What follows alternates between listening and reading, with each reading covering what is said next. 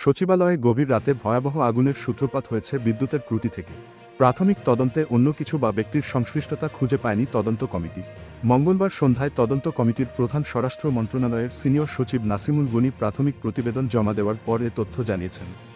রাষ্ট্রীয় অতিথি ভবন যমুনার সামনে প্রেস ব্রিফিংয়ে তিনি বলেন, সচিবালয়ের 7 নম্বর ভবনে আগুনের সূত্রপাত হয়েছে বিদ্যুতের লুজ কানেকশনের কারণে। গত 25 ডিসেম্বর রাতে লাগা আগুনের কারণ অনুসন্ধানে একাধিক দল কাজ করেছে জানিয়ে তিনি বলেন, বুয়েটের একটি বিশেষজ্ঞ দল ছিল, দমকল বাহিনীর যারা ফায়ার হ্যান্ডেল করে তাদের এক্সপার্ট ছিল, সেনাবাহিনী থেকে তাদের বোম্ব স্কোয়াড ছিল, তাদের বিশেষায়িত ককুরগুলো ডগ স্কোয়াড তারাও কাজ করেছে। পুলিশের সিআইডি থেকে তারা কাজ করেছে। এরা সকলে মিলে একত্রে একটি বিষয়ে একমত হয়েছি যে এটি একটি লুজ কানেকশনের কারণে ইলেকট্রিসিটি থেকে আগুনের উৎপত্তি হয়েছে। এটি আমাদের প্রাথমিক অনুসন্ধানের সিদ্ধান্ত। এতে অন্য কোনো ব্যক্তির সংশ্লিষ্টতা আমরা খুঁজে পাইনি।